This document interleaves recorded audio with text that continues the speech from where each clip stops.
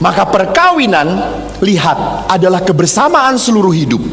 Oleh karena itu, tujuan perkawinan jelas sekali demi kesejahteraan. Pertama, bahwa perkawinan itu harus saling membahagiakan, saling memikirkan apa yang dia sukai, apa yang dia senangi. Pak, kalau pulang dari mana-mana, Mbok bawa oleh-oleh. Pikirkan, oh istriku senang ini. Itu berarti apa? Anda memikirkan dia. Ibuku, kalau ayah pulang, ayah saya tentara angkatan udara. Saya walaupun tadi dikatakan lahir di Bandung, ayah saya orang Clayton, Amerika. Clayton. Ibuku asli dekat Chicago, dari Mount Island, Muntilan. Jadi mereka berdua selalu berbahasa Jawa, sehingga saya fasih bahasa Jawa juga. Ibu saya bidan di rumah sakit Stalin. Kalau ayah pulang kantor, ibu tuh ndak langsung nyerocos. Ndak. Ibu tuh diamkan dulu ayah. Paling-paling mereka berkata, Bu, ya wis bali Pak wis. Oh, udah diamin. Bapak ganti celana pendek, pakai kaos, lalu duduk. Ayah langsung dibuatkan ibu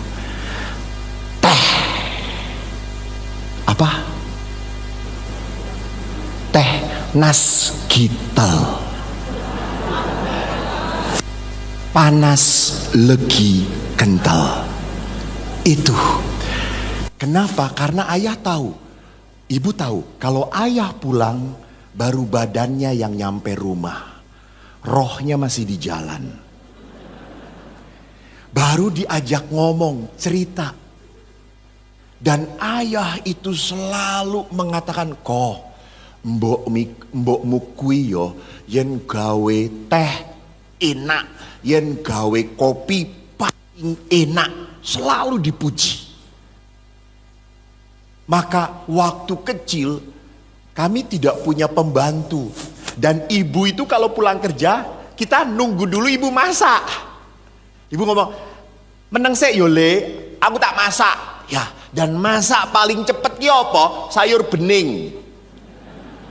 Sayurnya apa? Bayem, mbek, jagung. Betul. Jadi sejak kecil saya itu makan bayam terus, sampai sekarang asam urat jadinya. Kita protes pada ibu, Bu kok bayam terus. Langsung bapak berkata, Le, bayam mbok miki enak. Bayam rapopo, Popeye wae mangane bayam. Hebat. Lihat. Jadi apa yang mau saya katakan, semua dilakukan ibu, maaf, tidak pernah dicela oleh ayah. Ayah selalu menghargai apa yang ibu lakukan. Itu kesejahteraan. Yang kedua apa? Prokreasi, kelahiran anak. Saudara-saudariku, tidak setiap perkawinan dapat anugerah anak. Bukan berarti kalau tidak dapat anugerah anak, perkawinan kita tidak direstui Tuhan. It's no. Restu Tuhan tidak identik dengan keturunan. Tidak. Orang yang punya keturunan saja sekarang setelah tua, kemana anak-anaknya? Pergi. Setelah itu wong loro neh tuwa podo-podo budeke, diajak ngomong loro-loro nih error.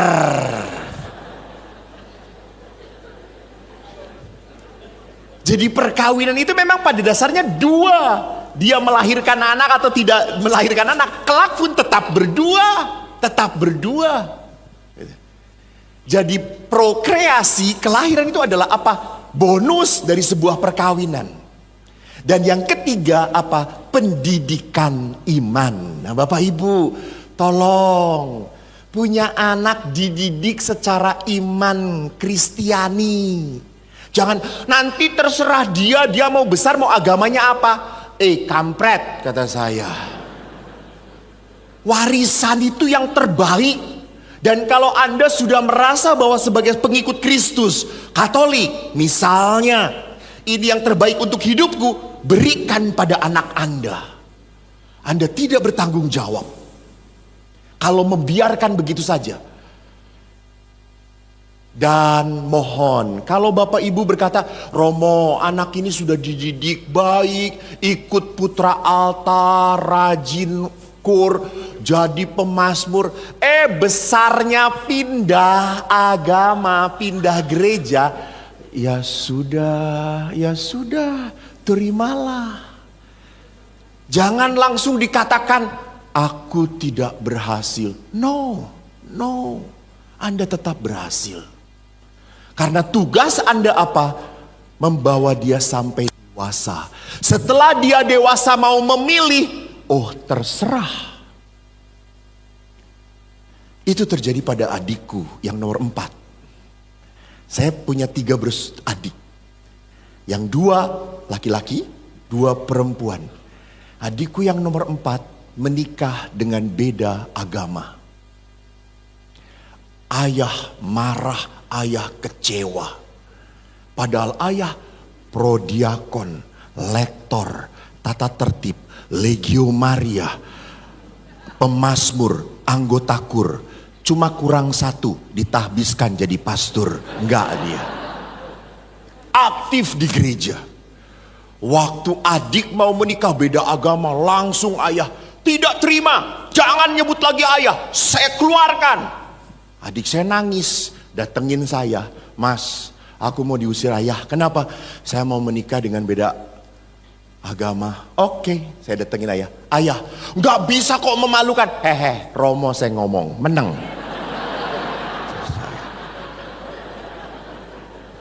Ayah langsung, oh baik Romo.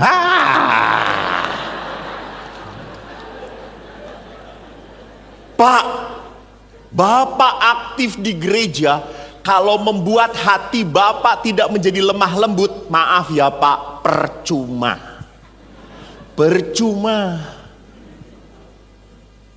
Kita aktif di gereja supaya hati kita lemah lembut. Tapi berat kok, jengkel kok, marah. Oke, enggak apa-apa. Jengkel enggak apa-apa, marah enggak apa-apa. Tapi jangan mengusir anakmu. Itu sudah jahat. Walaupun tidak seperti yang saya mau. Oke. Saya pernah harus merukunkan ibu dan anak yang ribut. Anaknya cuma 1, perempuan. Ribut dengan ibunya. Memang kalau anak perempuan ciong dengan ibunya. Anak laki ciong. Mungkin yang satu sionya kucing, yang satu sionya tikus gitu. Yang kejar-kejaran terus. Si anak ini pinter banget, pinter. Dan dia mau masuk seni rupa ITB. Ibunya tahu bahwa anaknya pinter, kamu mbok masuk kedokteran le, kedokteran, Nduk. Kedokteran ki dokter ki golek dit cepet. Nempel ke stetoskop wis 500.000. Buka baju 1 juta. Dibedah 10 juta. Ketinggalan guntingnya, bedah lagi.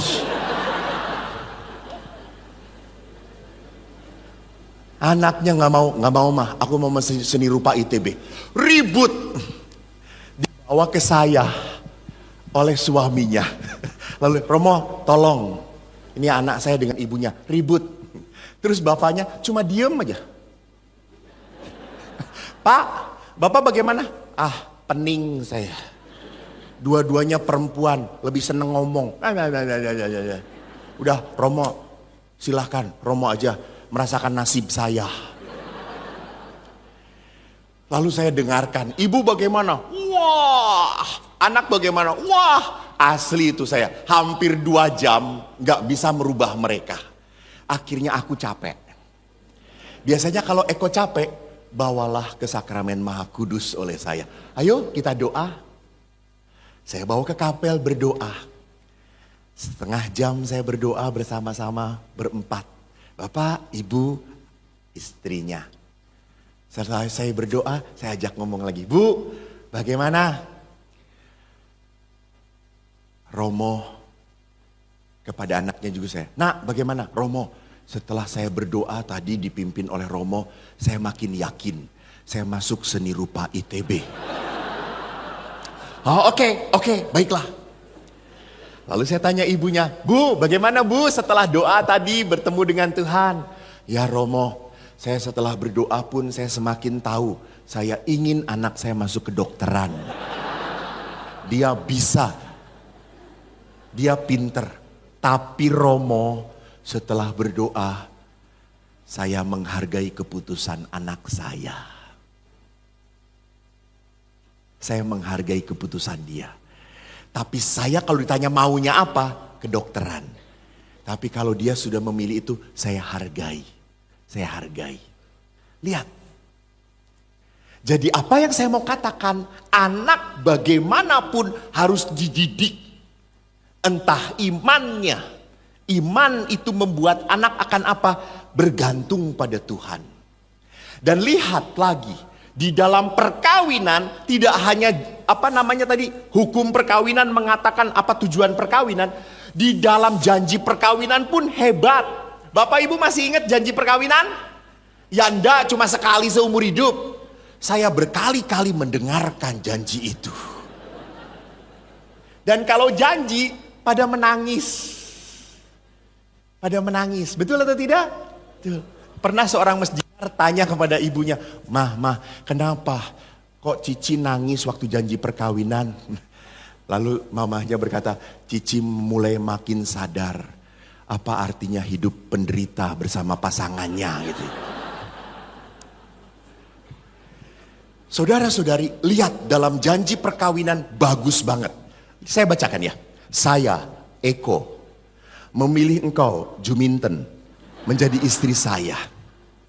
Saya berjanji untuk setia mengabdikan diri saya. Lihat, mengabdikan diri saya dalam untung dan malang, di waktu sehat dan sakit.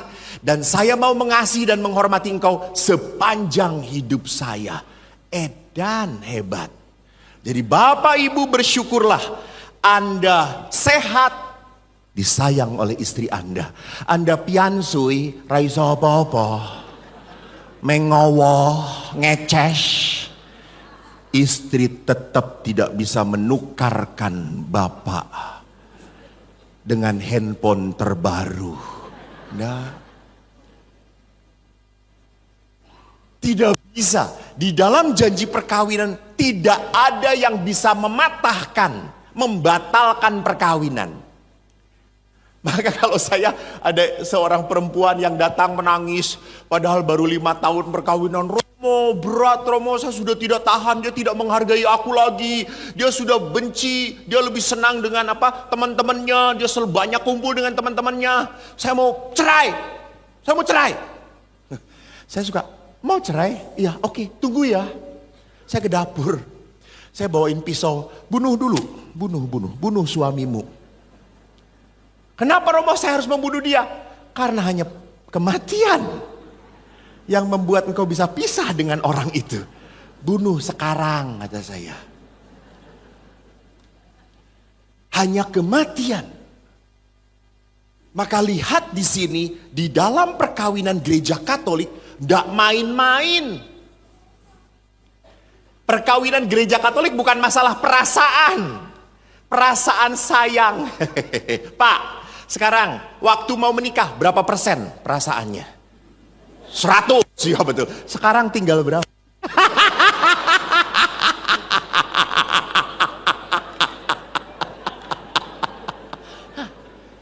Ya kembang kempis Romo. Kadang-kadang 10%, kadang-kadang 1% gitu. Kalau perkawinan berdasarkan perasaan akan cepat hilang. Coba saya ingin lihat pasangan yang muda sekarang. Kamu udah menikah dengan istri. Lihat dengan istri. Mbok dipeluk, ini Romo. Berapa tahun? 7 tahun perkawinan. Di rumah ada tetangga? Ada. Suka melihat istri tetangga? Nggak pernah melihat istri tetangga? Ya Allah. Hah? Udah tua? Oh, tetangganya udah tua. Nggak ada yang muda sama sekali. Itu berarti yang milih rumahnya si istri ya. Bapak ada tetangga? Ada ya Pak? Saya tanya sekarang. Kan pernah toh ngeliat istri tetangga? Ya, iya. Oh sering.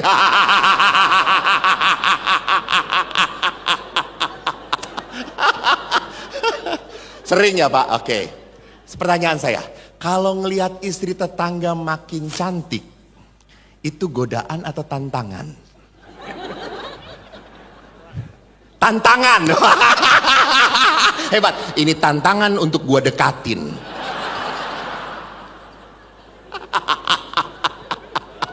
Kelihatan jago tenis, jadi tantangan ini namanya. Oke, jadi kalau melihat istri tetangga makin cantik, ini tantangan. Kalau melihat istri sendiri makin lama makin jelek, ini godaan apa cobaan? Apa Pak? Bapak mengatakan ini kenyataan Romo.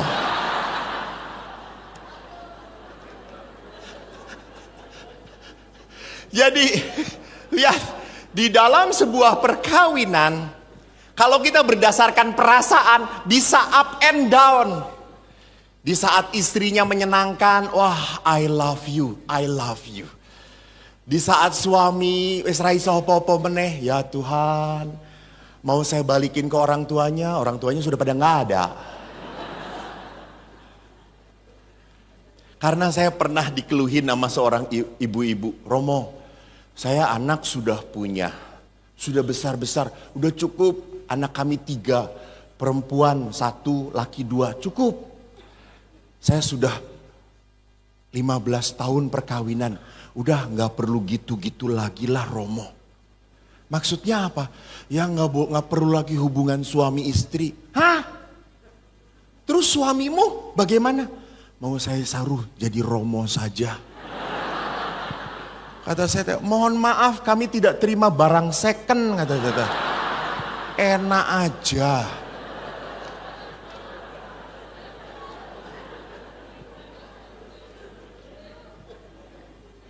Jadi di dalam perkawinan tidak bisa saya capek, bosen dengan dia. No, bukan kata itu. Bosen, ya bosen. Capek, ya capek. Betul. Tapi tetap bertahan. Tetap bertahan. Jadi di sini dalam perkawinan pun lihat, saya berjanji kepada Tuhan sepanjang hidup saya. Namun saudaraku lihat, perkawinan seringkali jatuh dari sebuah anugerah menjadi musibah.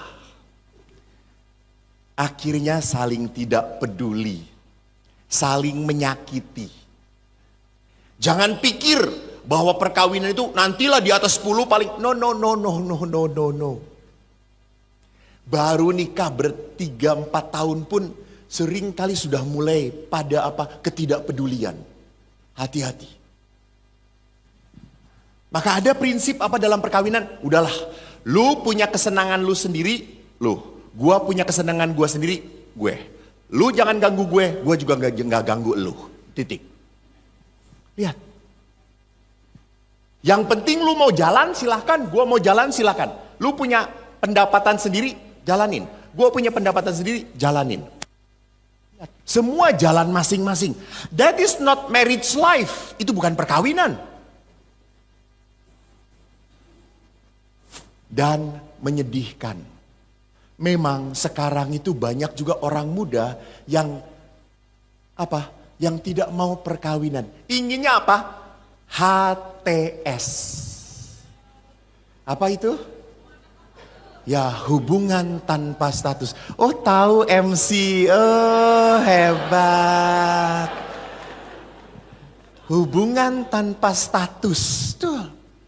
Gua deket, yang penting gua suka, lu suka, udah kita jalan.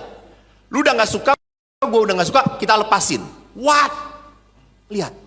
Kenapa orang sampai seperti itu? Hanya mau kenikmatan hidup bersama saja. Tidak mau melihat keindahan dari sebuah hidup bersama. Mari kita lihat, ada sebuah fenomena yang mengerikan. Aktivis para wanita melihat dari tahun 2017 sampai 2020, Bapak Ibu, data perceraian setiap tahunnya, setiap hari 1170 pasangan. Setiap hari. Jadi kalau satu tahun itu kurang lebih 427 pasangan. Dan kalau 3 tahun dari 2017 sampai 2020 ada 1.281 sekian pasangan yang cerai. Ini yang terdata. Dan data ini bukan hanya dari aktivis Family Activist Association of Women, asosiasi wanita, tetapi data Kompas pun mengatakan hal sama. Cuma beda tahunnya. Ini 2017-2020, Kompas 2019-2021. Jumlahnya, coba perhatikan, 1.232. Ini berapa yang ini? 1.281. What it mean? Artinya apa?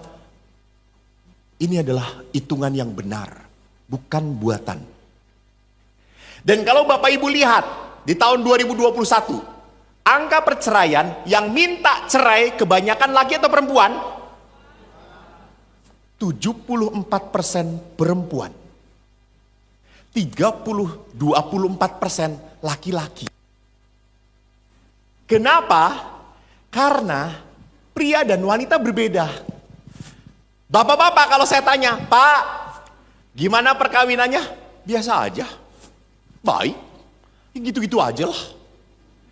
Tapi kalau saya tanya istrinya, Bu, gimana perkawinannya? Langsung litani penderitaan. 2 polio. Aduh, Romo, berat sekali.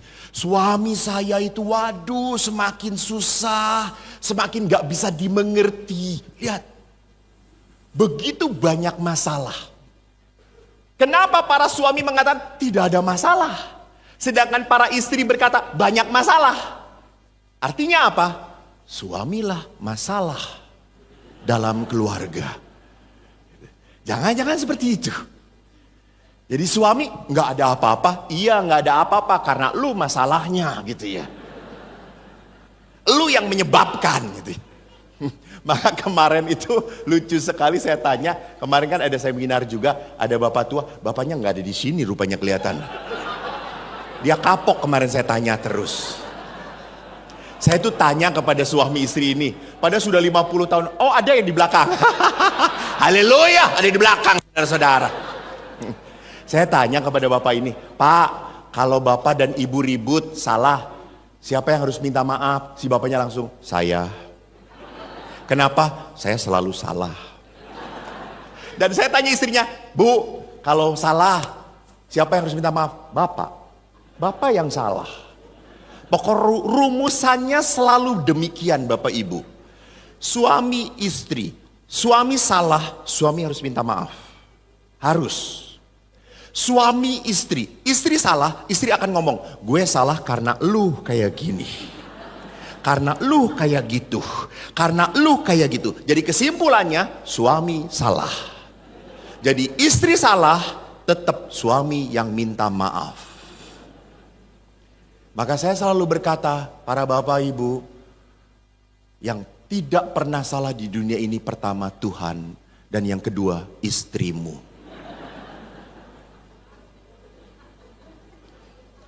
Jadi lihat di sini, bahwa presentasinya rupanya perempuan yang selalu punya apa? Masalah. Gitu. Apakah mereka salah? Nanti kita lihat, ada beda. Maka lihat, kalau orang sudah tidak tahan dengan hidup perkawinan, sudah tidak tahan dengan relasi perkawinan, apa yang akan mereka lakukan? Mereka akan berbicara kayak gini. Bukan aku yang menyerah lalu memilih melepaskan, tetapi kamu yang tidak ingin lagi dipertahankan. Ini suara pria tertindas. Suara pria kedua yang tertindas.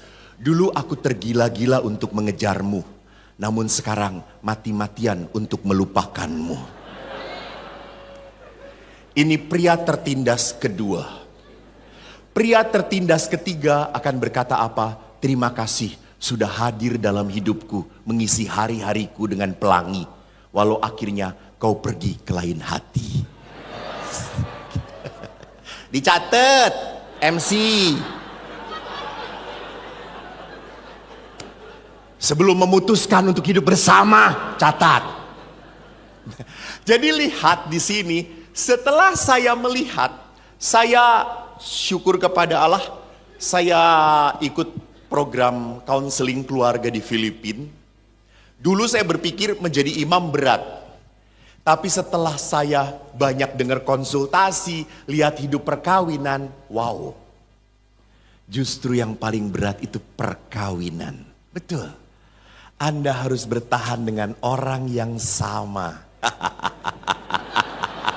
Rasakan lu ya. Nggak tahan juga ditahan-tahan gitu. Itu perkawinan. Jadi perhatikan di sini, saya lihat bahwa ada hal yang membuat keluarga akhirnya terpisah karena ekonomi, keuangan. Kita lupa, kita capek cari uang sampai lupa punya waktu dengan keluarga. Kita berpikir bahwa kalau kita punya ini, punya itu, pasti kita bisa membahagiakan. No. Istri pun butuh waktumu. Anak-anakmu pun butuh waktumu. Masalah yang menyedihkan dalam konsultasi saya kalau dengar anak-anak remaja apa? Mereka tidak punya hubungan dekat dengan bapaknya. Mereka tidak punya hubungan dekat dengan ayah. Saya pun demikian. Ayah adalah orang yang sibuk dan susah didekatin. Yang kedua, masalah yang muncul adalah apa? Relasi, komunikasi. Pernah seorang istri mengeluh, Romo, suami saya itu waktu pacaran, selalu cerita, selalu ngomong. Sekarang setelah menikah enggak pernah ngomong. Lalu saya tanya suami, Pak, Bapak kok gitu sih? Bapak kok berubah? Apa Romo? Katanya kalau waktu pacaran banyak ngomong cerita. Sekarang setelah menikah kok nggak pernah cerita? Romo lihat aja istri saya. Saya nggak diberi kesempatan ngomong, Romo. Dia ngomong terus. Jangan lupa saudara-saudara, konon menurut penelitian wanita sehari bisa ngomong 30.000 kata. 30.000 kata. Dan laki hanya ngomong 7.000 kata. Dan kalau hari ini 30.000 kata belum habis, ditambahkan ke hari berikutnya. Maka pernah seorang suami saking tahu bahwa istrinya itu seneng ngomong, dia aktifkan ke gereja untuk latihan kur. Jadi pemazmur. Jadi WL di PD. Karena PD kan satu lagu bisa 5 kali dibolak-balik gitu ya. Kamu ikutan. Terus saya tanya, terus gimana Pak pulang ke rumah? Tetap aja ngomong banyak Romo gitu ya. Karena lihat, wanita beda dengan pria. Kalau pria punya masalah, apakah akan cerita? Tidak. Dia akan diam. Lalu istrinya sok tahu. Punya masalah, cerita. Istrimu cerita, ayo. Suami akan berkata, apa sih? Nggak butuh. Laki punya masalah, nggak butuh cerita. Tapi kalau perempuan punya masalah, halo, seluruh Tegal dengar. Langsung. Saya tadi melihat bagaimana bapak-bapak nunggu masuk ambil ngerokok. Jam piro? Mboh. Siswira? Mboh ah, berarti bojoku sini kono. Mlebu yo ko sitene. Pria bicaranya sedikit. Lihat kalau wanita, wih, pada saat kamu, wah, 3 wanita terdengar satu RT semuanya. Maka saya punya istilah, di mana ada 2-3 wanita berkumpul, Yesus pergi dari situ. Karena nggak mungkin didengerin, Yesus juga tahu gitu ya.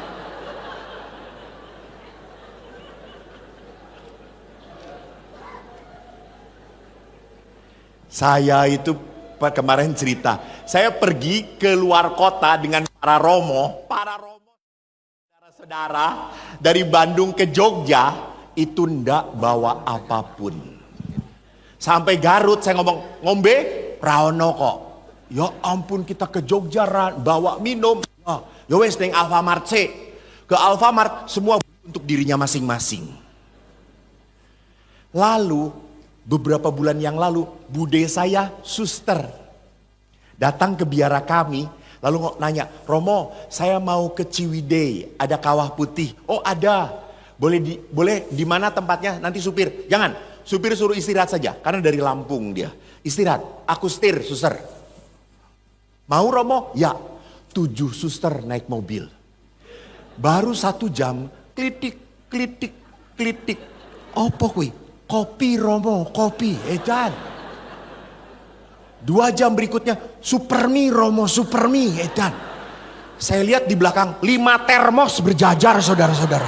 Ya Allah, suster, harap gawe warung toh. 2 dus supermi, kopi di situ banyak. Dan seluruh perjalanan dengan suster-suster tidak perlu pasang tape, bunyi semuanya gitu ya.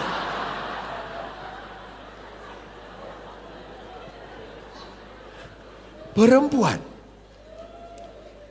Maka banyak laki-laki konon katanya setelah 20 tahun perkawinan langsung kalau dengar istrinya ngomong budek.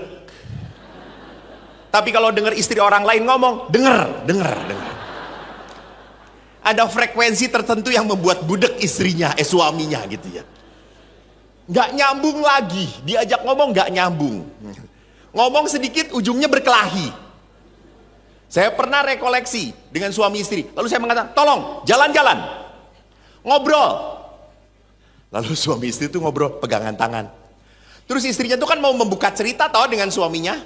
Lalu mereka lihat mentok. Pak lucu yo mentoke. Lalu bapaknya berkata, gendut kaya kowe. Langsung padu gitu ya. Langsung berkelahi pada saat itu juga.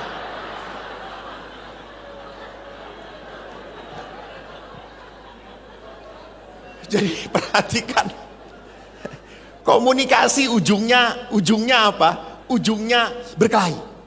Bahkan kenapa? Jadi perempuan itu memang hobinya apa? Berbicara. Kalau wanita berbicara tidak cari solusi, enggak.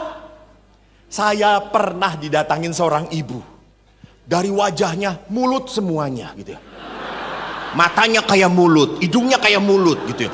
Telinganya kayak mulut gitu ya, mulutnya gede gitu ya. Lalu dia datang, Romo saya mau bicara. Bicaralah ibu itu. Anda tahu 1 jam saya gak bisa menghentikan dia. Sampai, bu, sebentar Romo saya belum selesai. Oh iya silakan. Romonya aja dibentak apalagi suaminya kata saya itu. Dan dia ngomong panjang tambah 45 menit lagi. Setelah selesai bicara langsung, Romo saya sudah selesai. Oke, saya sekarang ngomong. Nggak perlu Romo, saya nggak perlu nasihat Romo. Saya mau pulang, terima kasih, saya sudah lega. Oh iya, silakan ibu, silakan. Ibu lega, saya menderita bu, kata saya itu. Jadi bapak-bapak tolong dengarkan istrimu. Dengarkan cuma, iya toh. Oh itu. Anda tidak perlu ngerti, karena perempuan kalau cerita tidak bisa dimengerti. Yang penting, oh.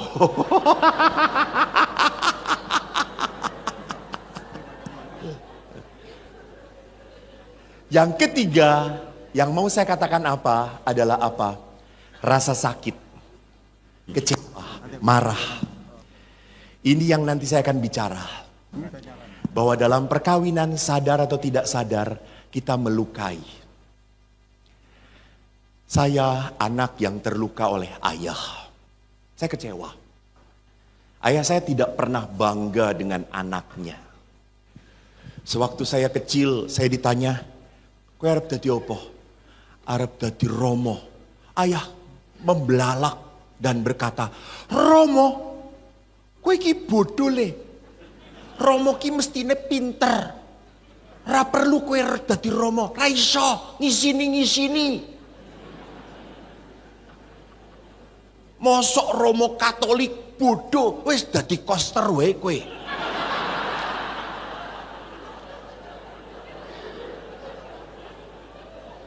Saya jengkel dibodoh-bodohin oleh ayah. Sampai akhirnya saya berkata, Pak, biarin Eko nanti kalau udah jadi Romo khusus untuk orang-orang bodoh. Dan Tuhan mendengarkan doa saya. Saya tidak mengatakan Anda bodoh. Yang bodoh tuh panitia ngundang saya.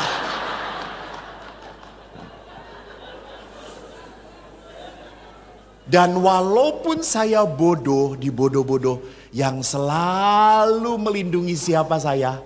Ibu. Kalau saya dibodoh-bodoh, ibu yang selalu ngomong, Eko sini, ndak apa-apa. Ndak apa-apa anak ibu bodoh, ndak apa-apa. Harus ada yang bodoh supaya ada yang pinter. Ayah, Bu. Lalu saya ngomong, Bu kalau gitu Eko bodoh ndak apa-apa ya. Ndak apa-apa, asal jangan selama-lamanya ya nak. Sampai begitu kecewanya saya dengan ayah.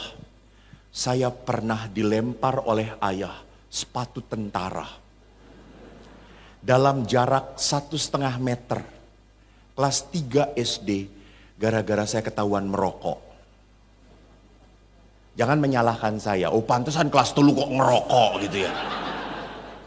Saya dipaksa ngerokok oleh teman saya. Ayah tahu, langsung marah, dilempar. Saya pakai sepatu boot. Gigi saya pecah, patah, saya kabur dari rumah. Dan tidak dicari oleh ayah. Ayah berkata, anakku papat. Kabur siji isi ono telu. Sing kabur sing bodoh, ora apa-apa.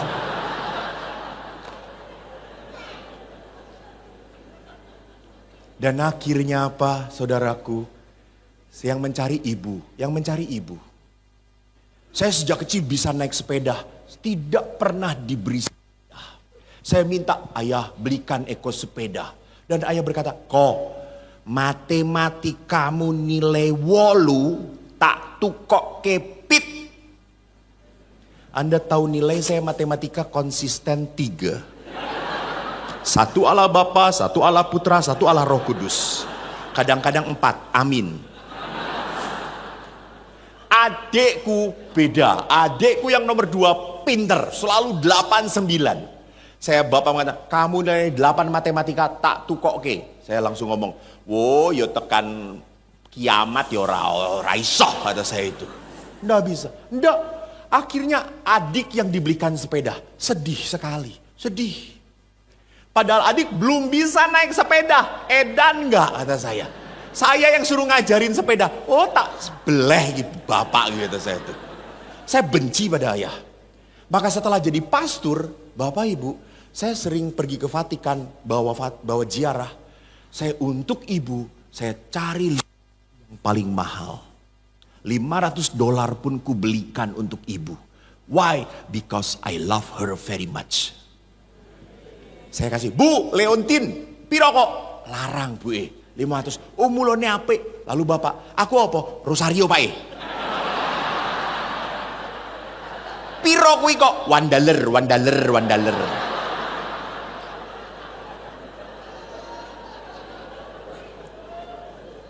Saudara-saudara, hati-hati.